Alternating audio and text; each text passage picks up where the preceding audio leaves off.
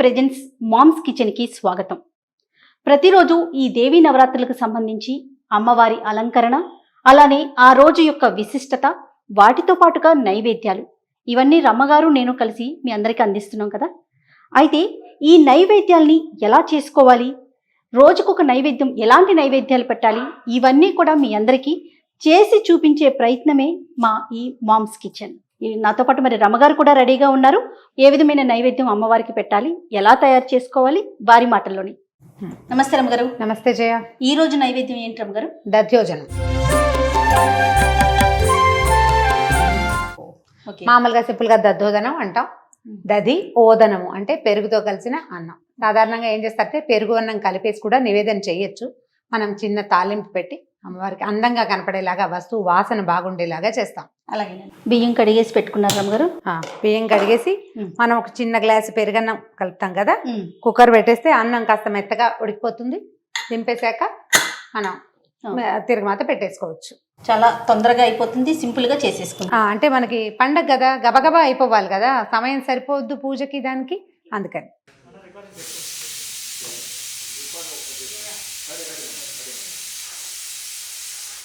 రమ్మగారు అయిపోయినట్లుందండి. కుక్కర్ అయిపోయింది కదా, దీన్ని పక్కన పెట్టుకుందాం. ఇది చల్లారే లోపల మనం ఏం చేద్దామంటే పెరుగులో తాలింపు వేసుకుందాం. దధ్యోదనానికి నూనెతో తిరగమాత పెడితే ఒక రకం రుచి, నేతితో పెడితే ఒక రకం. మనం నైవేద్యం కదా చేస్తాం, చాలా ఇంత చెయ్యము, కొంచెం చేస్తాం కదా. నేతితో తిరగమాత పెడితే బాగుంటుంది. దీంట్లో కూడా జీడిపప్పులు వేసుకోవచ్చు. కావాలంటే మనకి కుదిరితే కనుక కొంచెం చిన్న క్యారెట్, తర్వాత కాస్త కొత్తిమీర లాంటివి కూడా, అంటే కొంచెం అందంగా వస్తువు కనపడడానికి.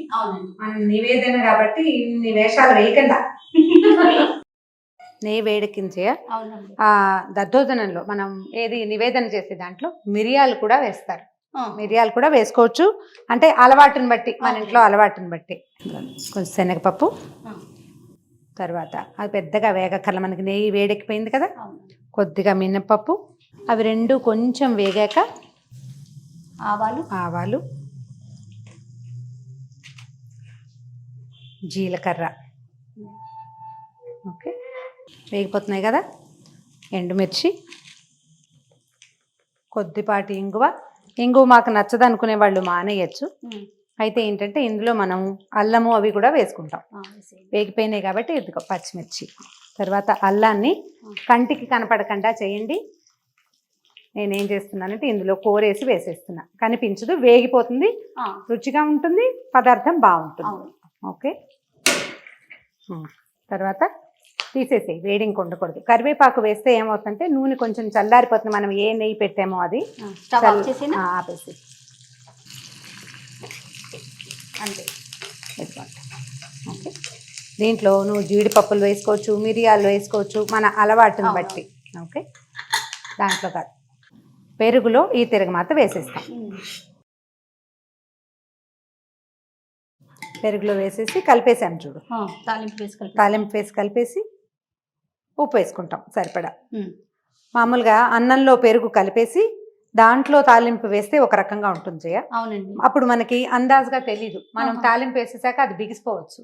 అందుకని ముందే పెరుగులో కనుక తాలింపు వేసేసుకుని ఈ పెరుగుకి సరిపడా అన్నాన్ని కలుపుకుంటే ప్రసాదం చక్కగా భోజ్యంగా ఉంటుంది, అమ్మవారికి పెట్టడానికి బాగుంటుంది.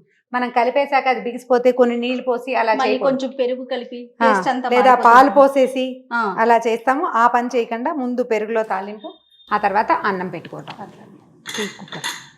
అన్నం వండేసుకున్నాం కదా, అన్నాన్ని పెరుగులో మనకి ఇప్పుడు ముందు ఒకవేళ ఎలా చేయొచ్చు అంటే పెరుగు కోసమే అన్నం వండుకోకుండా మనం మామూలుగా వండిన అన్నంలోంచైనా దద్దోజనం కలిపేసుకుంటాం.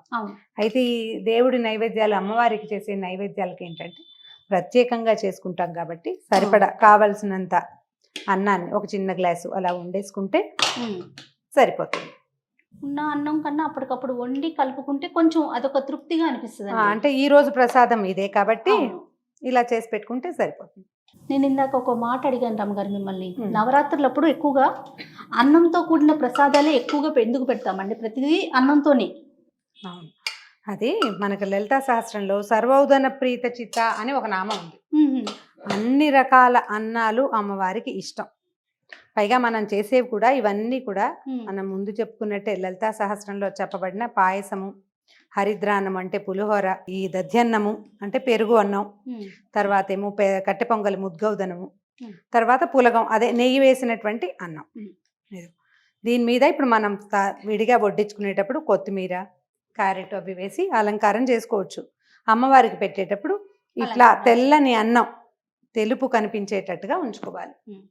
ఇదిగో మన దద్దోజనం రెడీ. సులువుగా చక్కగా ఒక పదార్థమైనా పెట్టుకుని దద్దోజనం చేసిన రోజున మనం ఏమి తీపి పెట్టలేదు, ఒట్టిగా కమ్మటి పదార్థమే పెట్టామనిపిస్తే ఆ రోజు పానకం, వడపప్పు నైవేద్యం చేసి దాంతో పాటుగా దద్దోజనం కూడా చేస్తే అమ్మవారికి ఇష్టమైన పదార్థము పూర్తి స్థాయిలో నైవేద్యం కూడా పూర్తయిపోతుంది. దద్దోజనం రెడీ. అమ్మవారి ముందు పెట్టి నైవేద్యం సమర్పించి మనస్ఫూర్తిగా ఒక నమస్కారం పెట్టడమే అంతే.